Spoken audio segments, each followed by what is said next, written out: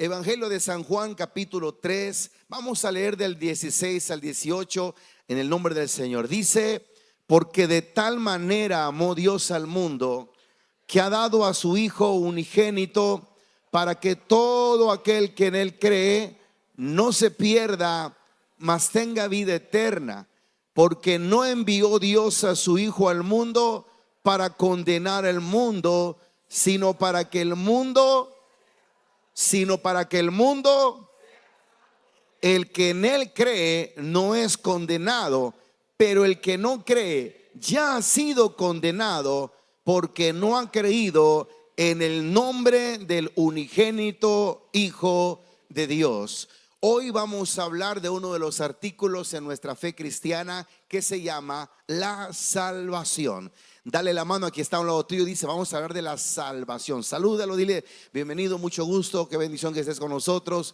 Dile: no vamos a platicar mucho en este ratito, porque ya sé que de repente te gusta platicar, pero mejor tranquilo para escuchar la palabra. ¿Puede ocupar su lugar? Es esa manera de broma para que se riera un poquito, por favor. Amén. Bueno, es de broma en serio para aquella persona que lo quiere tomar así. Estamos hablando acerca de los artículos de fe. ¿Qué son los artículos de fe? Los artículos de fe son las doctrinas que como cristianos tenemos. Las doctrinas o los artículos de fe son los fundamentos de la fe que nosotros tenemos. Esos fundamentos se encuentran establecidos en la palabra del Señor. Son 13 fundamentos, hemos ido avanzando con varios. Y hoy vamos a hablar de uno de los fundamentos más importantes, aunque todos son importantes, que es la salvación. Diga conmigo: salvación. ¿Alguna vez usted ha dicho: híjole, de lo que me salvé? Cuando a veces en alguna avería que hicimos como niños, papá no se dio cuenta y le echó la culpa a otro. Nos salvamos de que a veces estábamos jugando en la escuela, ¿verdad? Y alguien por ahí rompió algo y de repente no se dieron cuenta los maestros y uno regresa: me salvé. ¿Te salvaste de qué? De que te dieran una reprensión, una tunda que te diera tu papá o tu mamá. Pero esa frase la venimos encontrando en el Evangelio, donde nos habla la Biblia de la salvación. Pero obviamente la salvación de la que habla aquí no es la salvación que normalmente conocemos. Quiero decirte lo que significa salvarse. Cuando hablamos de la palabra salvarse o salvación, es librarte de un riesgo. Escúchelo bien. Salvación es librarte de un riesgo, de un peligro, ponerte a salvo en un lugar seguro. Ahora, no sé si alguna vez usted se ha preguntado por qué se llama al acto que Jesús hizo en la cruz del Calvario, al morir por nosotros, ¿por qué se llama salvación? Porque Dios nos está poniendo en un lugar seguro gracias a la sangre que Él vertió en esa cruz, para que nosotros no fuéramos a condenación eterna. Escúcheme bien. Hoy les estoy hablando de uno de los artículos de fe más importantes por los cuales nosotros tenemos que vivir correctamente, por los cuales la iglesia no debería ser una religión, o que no se debería ver como una religión más.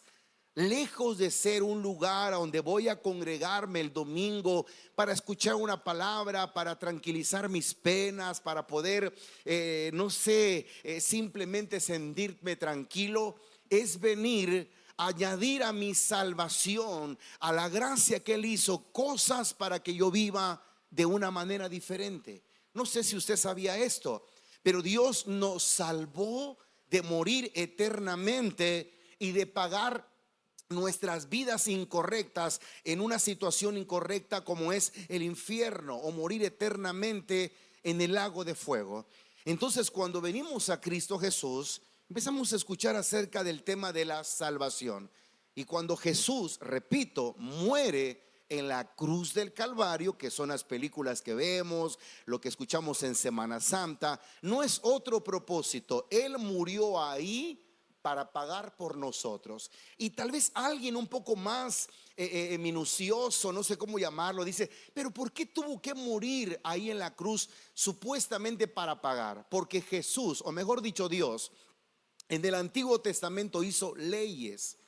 En el Antiguo Testamento, en los primeros 5 libros de la Biblia, a los cuales se le llama Pentateuco, que son los libros de la ley, en los libros de la ley Dios dejó estipulado que para poderse librar de pecados, estoy hablando del antiguo pacto, del Antiguo Testamento, la gente tenía que hacer ciertos rituales, ciertos sacrificios. Escúcheme por favor.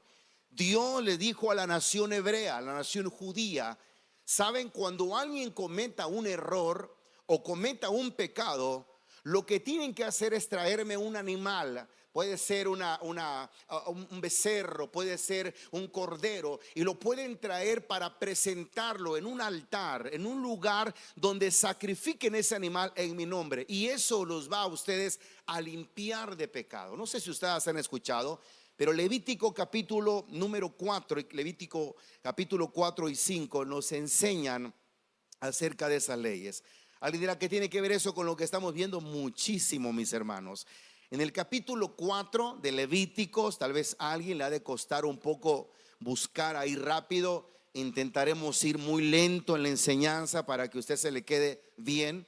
Capítulo número 4 de Levíticos está en los primeros libros del Antiguo Testamento. Si usted trae un Nuevo Testamento, no va a poder leerlo porque no viene ahí, pero si tiene una Biblia, ahí está. Entonces, en el capítulo 4 dice en el encabezado: ofrendas, como dice, ofrendas por el pecado. Versículo número 1: habló Jehová a Moisés diciendo: habla a los hijos de Israel y diles, cuando alguna persona pecare por yerro, dice ahí, o sea que no supiera la situación que está haciendo, o en alguno de los mandamientos de Jehová sobre cosas que no han de hacer, o hiciera alguna de ellas, si el sacerdote ungido pecare según el pecado del pueblo, ofrecerá a Jehová por su pecado que habría cometido un becerro sin defecto para expiación, para quitar ese pecado. Traerá el becerro a la puerta del tabernáculo de reunión delante de Jehová, y pondrá su mano sobre la cabeza del becerro y lo degollará delante de Jehová. Ahora, no tengo la oportunidad de leer todos los pasajes, pero por favor el versículo, ahora vamos al capítulo 5, habla de lo mismo. Vamos al capítulo 5, versículo 7. Y si no tuviera lo suficiente para un cordero, ahí hablaba de un becerro, luego acá dice puede presentar también un cordero. Y si no tuviera lo suficiente para un cordero, traerá a Jehová por expiación por su pecado que cometió 2 tórtalas o 2 palominos, el uno para expiación y el otro para el holocausto. Versículo número 10: y del otro hará holocausto conforme al rito, así el sacerdote para expiación por el pecado de aquel que lo cometió, y será perdonado. Versículo 11: mas si no tuviera lo suficiente para 2 tórtolas o 2 palominos, el que pecó traerá uno como ofrenda la 10ª parte de flor, de una efa de flor de harina para expiación. No pondrá sobre ello aceite, ni sobre ella pondrá incienso, porque es expiación. Míreme por favor, ¿por qué esta explicación? Porque en todos los errores que el pueblo cometía, necesariamente Dios lo que quería hacer era que ellos volvieran a sentirse limpios, bendecidos, con la facultad de seguir teniendo paz en su corazón. Porque usted no me puede dejar mentir que cuando alguien comete un error, dependiendo de lo que es, uno queda lastimado en el corazón, y esas heridas se van acumulando, se van sumando, y cuando eso va sumando a nuestro corazón empieza a transformarse para mal. Empezamos a ser malos, pecadores, gente ingrata. Entonces Dios, previendo eso, dijo: no, cuando alguien peque, por favor, lo que tienen que hacer es traer un becerro, una becerra, y lo van a degollar. Pero si no tuvieran, bueno, van a tener un cordero. Y si ese corderito en algún momento no tuviese, o la persona no tuviese, van a traerme unas tórtolas. Y si no tuviere, van a traerme una 10ª de efa de flor de harina. La intención era que nadie se quedara sin poder ofrecer algo. Esa fue una ley.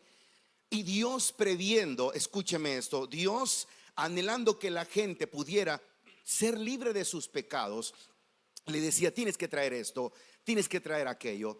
Pero Dios, al ver que el mundo estaba perdido, y ahorita lo va a leer en el versículo que leímos, acabado, destruido, Él no pasó por alto las leyes que había puesto, y dijo: bueno, como yo no puedo, Dios ahora presentando un pecado para limpiar la humanidad, dijo, no voy a presentar un becerro, no voy a presentar un animalito fulano de tal. ¿Sabe por qué a Jesús se le llama el Cordero Inmolado? Porque cuando Juan está viendo a Jesús, Juan está bautizando. Eso lo encontramos en los primeros capítulos de los evangelios. Está bautizando y dice la Biblia que Jesús venía caminando hacia donde él estaba para bautizarse. Juan voltea y lo ve y le dice: he aquí el Cordero de Dios que quita el pecado del mundo. No sé si me está captando la idea.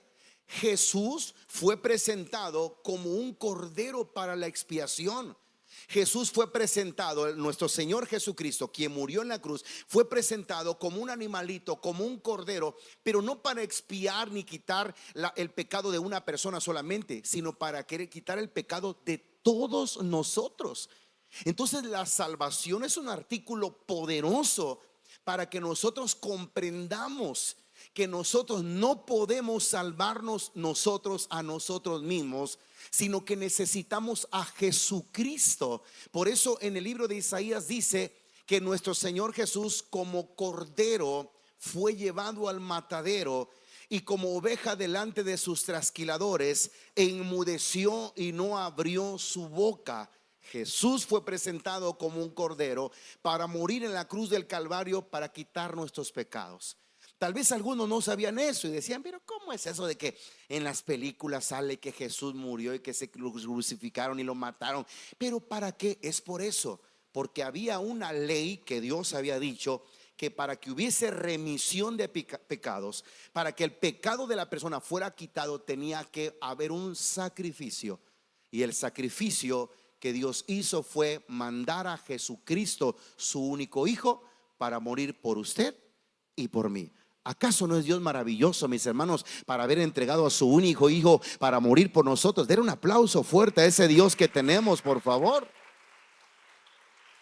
Vamos, fuerte, fuerte, fuerte el aplauso. Ahora yo quiero con esto recordar, hermanos, que muchas veces nosotros, regresemos al Evangelio de Juan, por favor. A veces nosotros creemos, o no sé si te pasó a ti creer, de repente decimos es que, o escuchamos, es que Dios vino a condenar al mundo. No, Dios vino a salvarlo. El mundo ya estaba en condenación. El mundo ya estaba en pecado. ¿Y cuál es el pecado? Que la gente no creía en Dios o no creía en Jesús. Entonces la Biblia dice en el versículo que leímos hace un momento, capítulo 3, versículo 17, dice: porque no envió Dios a su Hijo al mundo para condenar al mundo. No lo envió para condenar, sino para que el mundo, estoy leyendo el 17, sino para que el mundo, ¿qué dice? Sea salvo por él. 18, el que en él cree no es condenado, pero el que no cree ya ha sido condenado, porque no ha creído en el nombre del unigénito Hijo de Dios. O sea, no es que la gente vaya a ser condenada, ya está en condenación por no haber creído en Jesús. Ahora usted podrá saber por qué tanta campaña, por qué tanta reunión, por qué tanto que salgamos, que visitemos, que evangelicemos, porque la gente tiene que saber que hay una salvación para su alma. Y si esa persona no acepta a Cristo, no se arrepiente y no pide perdón, no va a ser salvo. ¿Quién lo dice? ¿El pastor? No, la Biblia. Cuando Jesús se encontró a Nicodemo, o Nicodemo vino a verle, le dijo: maestro, rabí, sabemos que has venido de Dios como maestro, porque nadie puede hacer las cosas que tú haces. Este hombre llamado Nicodemo buscó a Jesús de noche. Él era un principal, él era una persona importante, era una de las personas dentro de la sociedad que tenía un puesto. Yo me imagino, estoy especulando un poco, que este hombre tenía un poco de vergüenza de acercarse de día, porque la gente lo iba a ver, la gente iba a empezar a chismear. Entonces se acercó de noche y le dice: venimos a verte porque sabemos que has venido de Dios, porque nadie puede hacer las obras que tú haces. Jesús inmediatamente le dice: Nicodemo, tienes que nacer de nuevo, porque este hombre sabía que Jesús era alguien importante, pero no sabía por qué era tan importante que lo encontrara. Vaya conmigo al capítulo 3, ahí mismo donde está. Solamente leamos el versículo 1. Había un hombre, estoy leyendo el mismo capítulo, solo versículo 1. Había un hombre de los fariseos que se llamaba, ¿cómo se llamaba este muchacho? Un principal, una persona importante entre los judíos. Este vino a Jesús de noche y le dijo: Rabí, sabemos que has venido de Dios como maestro, porque nadie puede hacer estas señales que tú haces si no está Dios con él. Respondiendo Jesús le dijo, miren, no dijo otra cosa: de cierto te digo, que el que no naciere de nuevo no puede ver el reino de Dios. Diga conmigo: nacer de nuevo. Nicodemo le dijo: ¿cómo puede un hombre nacer siendo grande, siendo viejo? ¿Puede acaso entrar por segunda vez en el vientre de su madre y nacer? Respondió Jesús: de cierto te digo, que el que no naciere del agua, el bautismo, y del Espíritu, no puede entrar en el reino de Dios. Ahora míreme por favor. Si se da cuenta, Nicodemo no le estaba diciendo eso, nada más le estaba diciendo: tú ya sabemos que vienes de Dios como maestro. Y Jesús aprovecha para decirle: tienes que nacer de nuevo. ¿Qué es el nuevo nacimiento? Es la salvación. Cuando alguien le entrega su corazón a Cristo, cuando alguien le dice: Señor, yo no te entrego mi corazón como una religión, quiero que tú seas mi Señor, quiero que tú seas mi Salvador, quiero nacer de nuevo, significa quiero volver a empezar. Y voy a recordarte algo que siempre te he dicho: volver a empezar no es que se te borre el cassette y vuelvas a nacer de nuevo. No, es el nacimiento espiritual. ¿Se acuerda de aquella pregunta que un día le hice? Que le dije que si usted volviera a nacer, imagínese, volviera a nacer una vez más, en este tiempo, si usted volviera a nacer, ¿cree usted que cometería los mismos pecados o errores que ha cometido hasta hoy? Imagínate que usted vuelve a nacer. ¿Usted cree que cometería los mismos pecados que ha cometido hasta hoy, sí o no? Muchos dicen: no, pues ¿cómo si son los errores? Yo quiero decirte que sí, los cometerías, porque si volvieras a nacer se te borraría el cassette y toda la experiencia que tú tienes. Sin embargo, Dios no quiere que vuelvas a nacer físicamente, sino que nazcas espiritualmente.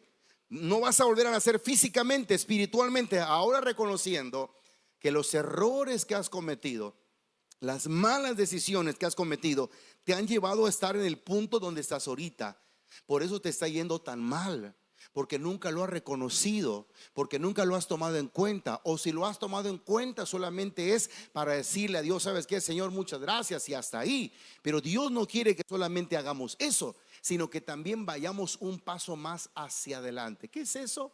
De poder decirle a Dios: yo no solamente quiero quedarme con mi agradecimiento, yo quiero servirte, quiero agradecerte, quiero verdaderamente entregar mi corazón a ti. Ese sería el segundo punto que necesitamos hacer después de que estamos agradecidos.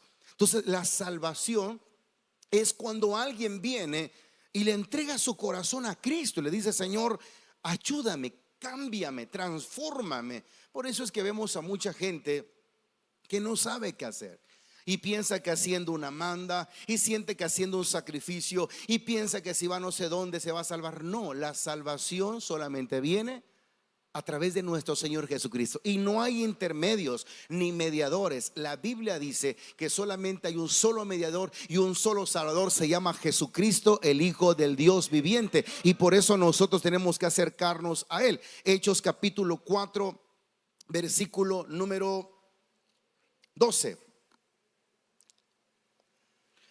Hechos capítulo 4 versículo 12 dice: y en ningún otro hay salvación. Como dice el versículo: y en ningún otro hay salvación, porque no hay otro nombre debajo del cielo dado a los hombres en que podamos ser salvos. En ningún otro hay salvación. La salvación la encontramos en Cristo Jesús, nuestro Señor y Salvador. Dale un aplauso fuerte a ese Dios que tenemos, por favor. Fuerte, aleluya. Ahora, quiero explicarte que este punto o este artículo de fe es parte, repito, de nuestra enseñanza, de nuestra creencia, de nuestras doctrinas básicas en la palabra. Y tenemos que reconocer que Dios lo hizo por amor a nosotros. Tú y yo no tuvimos que hacer algo para ser amados por Dios. Tú y yo no tuvimos que hacer algo como normalmente pasa en la sociedad.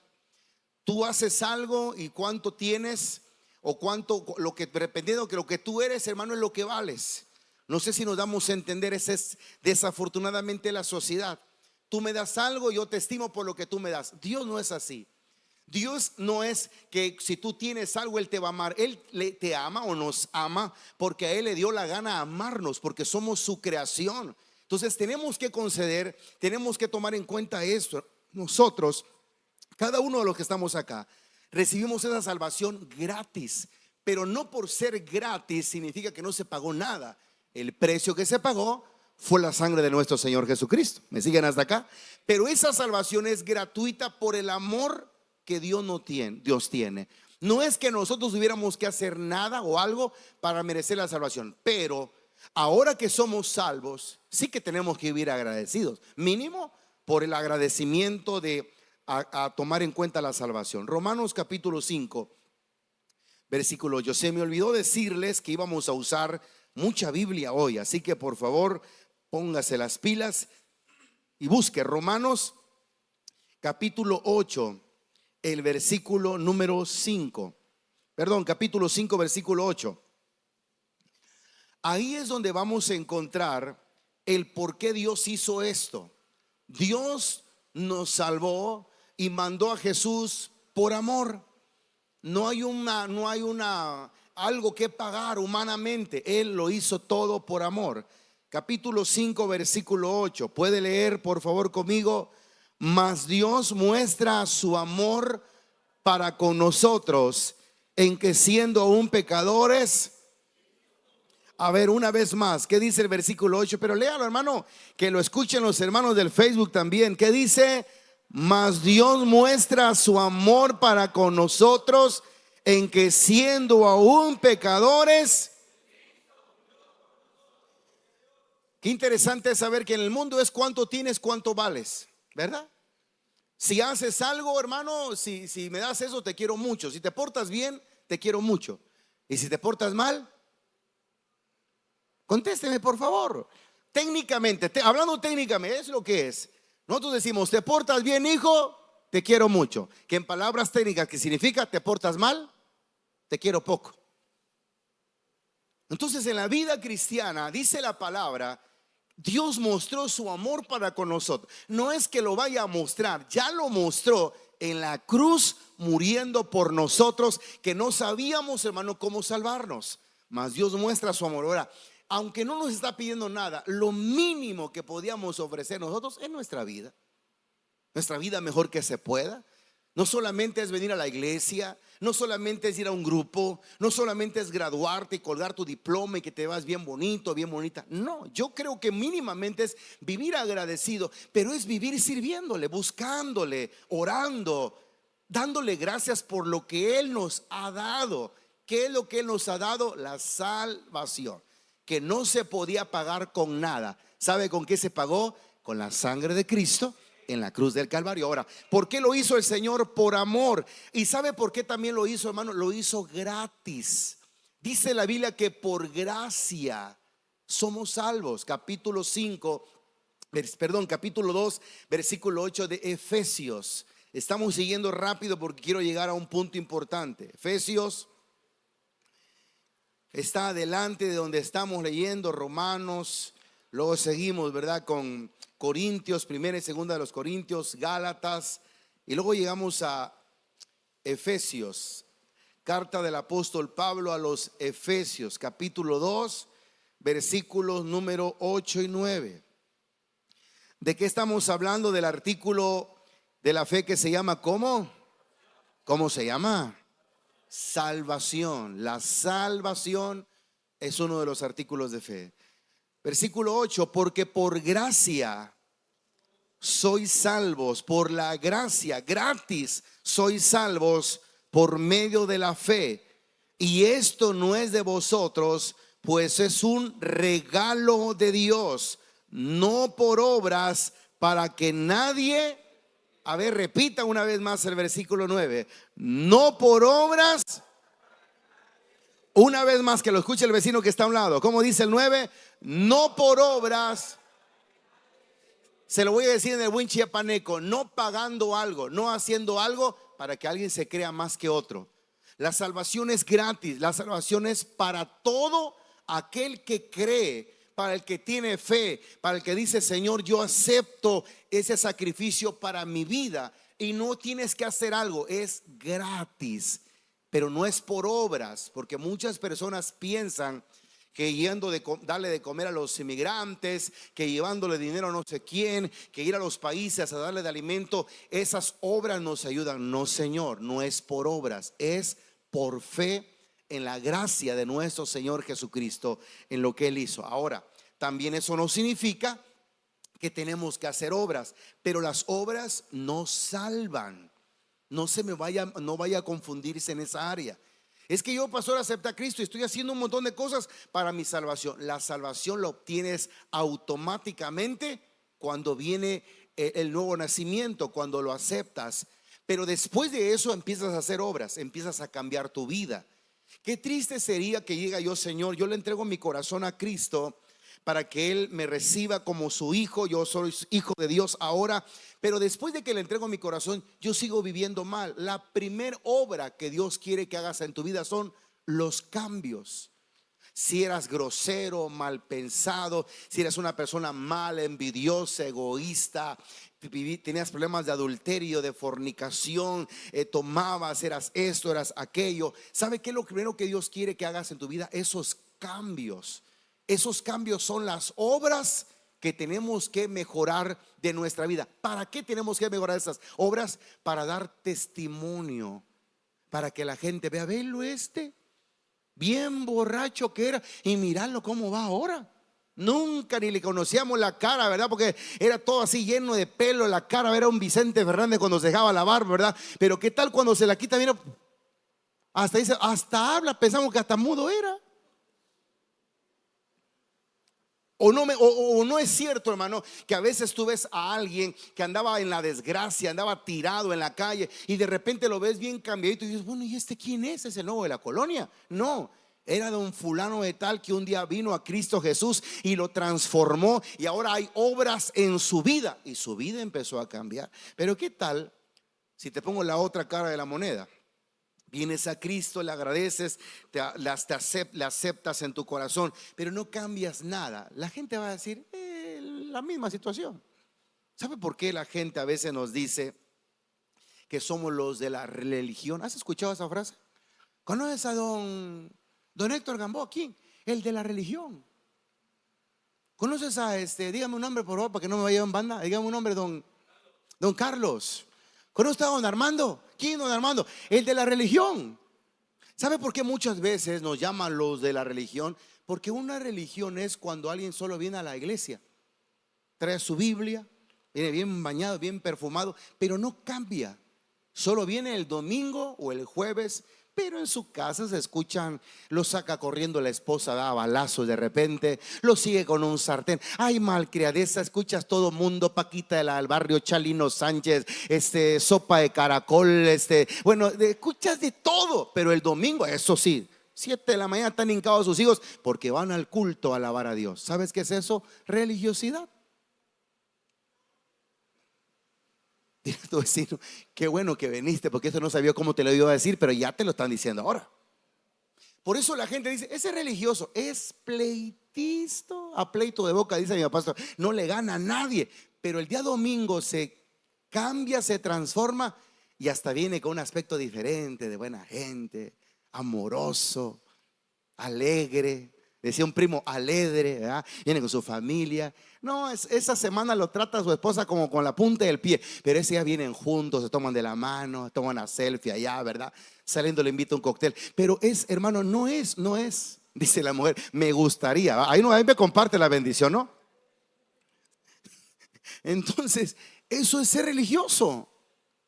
Religión es atar o religar a Dios con la gente. La palabra religión viene del hebreo religar, atar al hombre con Dios. Es como que te ataran a Dios, un ejemplo, con su palabra. Obviamente no vas a andar atado, pues, pero significa atar sus mandamientos a tu vida. Pero cuando se convierte en una religión es cuando tú haces las cosas porque tienes que hacerlas, no porque te nace. No porque le dices a Dios, Señor, yo quiero agradarte. Es por eso que mucha gente dice, vos tú haces todo lo que te dice el pastor, todo lo que tu pastor le obedeces. A veces hasta dice, parece tu padre, dicen algunos. Porque si te dice esto, si te dice aquello, no, Señor. Lo que estamos compartiendo es lo que la palabra dice, no es lo que el pastor quiere.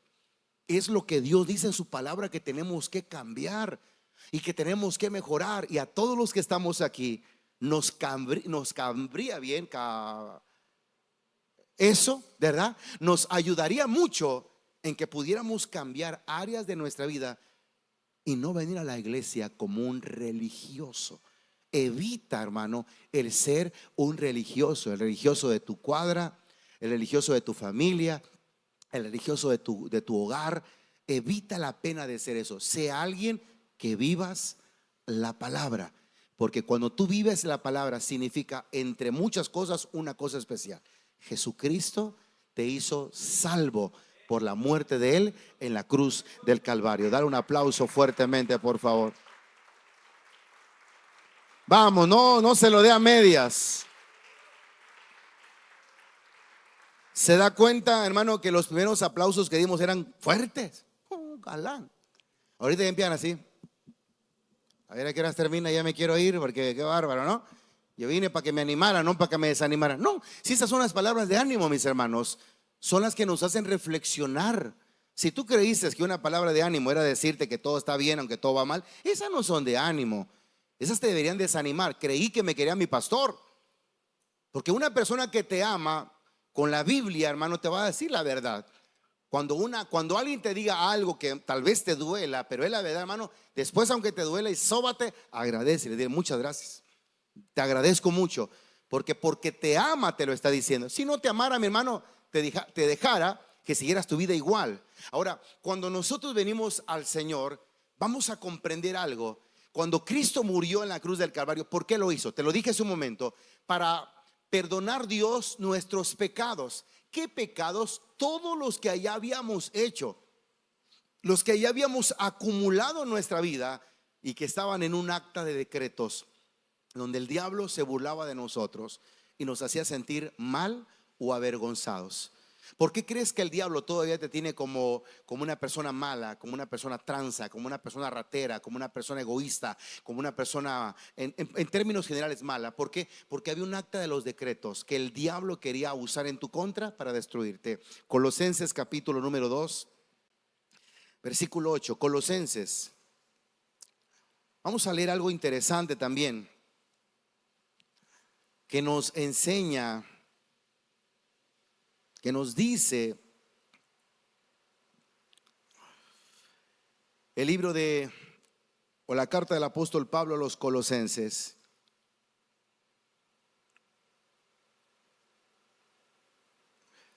Capítulo 2, versículo 8 dice: mirad que nadie os engañe.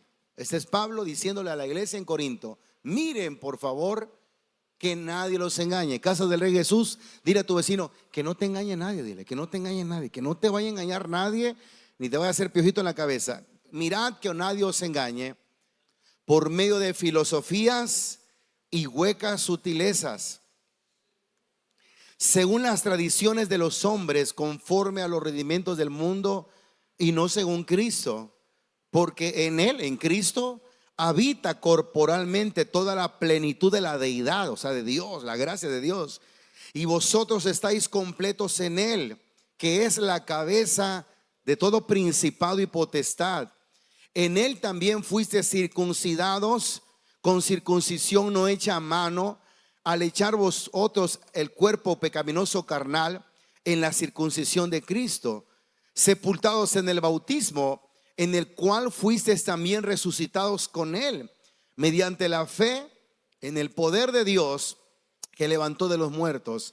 Y a vosotros, estando muertos en vuestros pecados y en la incircuncisión de vuestra carne, os dio vida juntamente con Él, como dice ahí, hermanos, perdonando todos los pecados, anulando el acta de los decretos que había contra nosotros, que nos era contraria, quitándola de en medio y clavándola en la cruz, y despojando a los principados y a las potestades, los exhibió públicamente, triunfando sobre ellos en la cruz. Hermano, se lo vuelvo a repetir mientras me ayuda mi hermano con el piano. Versículo 14. Anulando, Dios anuló el acta de los decretos que había en contra de nosotros, que nos era contraria, que hizo quitándola de en medio y clavándola en la cruz, y despojando a los principados y a las potestades, los exhibió públicamente, triunfando sobre ellos en la cruz del Calvario. ¿Qué es lo que Jesús hizo cuando Él fue clavado de pies y manos en la cruz? Él estaba quitando el acta que el diablo tenía, donde estaba mencionado su nombre, el nombre de usted y el mío, que éramos pecadores. Y todos los pecadores lo que necesitaban era pagar con su vida en la muerte. Pero una de las cosas maravillosas es que ahora Dios nos ha perdonado a nosotros. ¿Qué estás haciendo con ese perdón? ¿Qué estás haciendo con esa salvación? ¿Qué estás haciendo con esa bendición que Dios tiene para tu vida? Tal vez muchos lo que estamos haciendo simplemente es menospreciarla. Sí, está bonito el culto, me llama la atención, pero solamente. Y Dios no quiere que menospreciemos nada de lo que tenemos. Dios quiere que valoremos lo que hay, lo que Cristo hizo por cada uno de nosotros. Quiero que te pongas de pie en esta hora, por favor. Y quiero leerte. No tomes su Biblia, solamente quiero leerte lo que dice el Salmo número 32 mientras terminamos. El Salmo número 32, si mis hermanos de multimedia me pueden ayudar a poner el texto ahí para que lo leamos. Vea las palabras del rey David, que escribe: bienaventurado, feliz, dichoso aquel cuya transgresión ha sido perdonada y cubierto su pecado. Bienaventurado, feliz, dichoso el hombre a quien Jehová no culpa de iniquidad y en cuyo espíritu no hay engaño. Me quedo con el versículo 21. Bienaventurado aquel cuya transgresión ha sido perdonada y cubierto su pecado. ¿Cómo es que en la época antigua los pecados se cubrían? Bueno, a través de sacrificios. Traían, repito, becerros, traían corderos, traían tórtolas, traían palominos, traían flor o una efa de flor de harina, dice, para que pudieran ofrecérselos a Dios. Hoy el sacrificio ya no es eso. Hoy el sacrificio ya Jesús lo hizo en la cruz del Calvario. Por eso dice la Biblia: bienaventurado el hombre aquel cuya transgresión ha sido perdonada. Pero cuando nuestra transgresión, nuestros errores no han sido perdonados, ¿sabe qué pasa? Pasa lo que dice el versículo 3. Mientras callé, o mientras guardo silencio, se envejecieron mis huesos. Estoy leyendo versículo 3 del capítulo 32. En mi gemir todo el día, mientras callé, se envejecieron mis huesos en mi gemir todo el día. ¿Puede leer una vez más? Mientras callé, se envejecieron mis huesos en mi gemir. Cuando una persona guarda silencio y no pide perdón, ¿sabe qué pasa? El diablo viene y empieza a atormentarnos, a hacernos vivir mal, a hacernos vivir incorrectamente, y le vamos dando pie a que el diablo haga con nosotros triza nuestra vida. Por eso yo quiero recomendarte, preguntarte, si tú le entregaste ya tu corazón a Cristo. Si tú le entregaste tu corazón al Señor y ya eres salvo, te felicito. Pero si tú le entregaste tu corazón a Cristo y por ahí te has descuidado o no has hecho las cosas como deberías, hoy puedes decirle a Dios: perdóname. Hoy puedes decirle al Señor, quiero volver a empezar. O probablemente la invitación también no sea para alguien que te tiene que arrepentir, pero alguien que necesita fortaleza en su vida espiritual.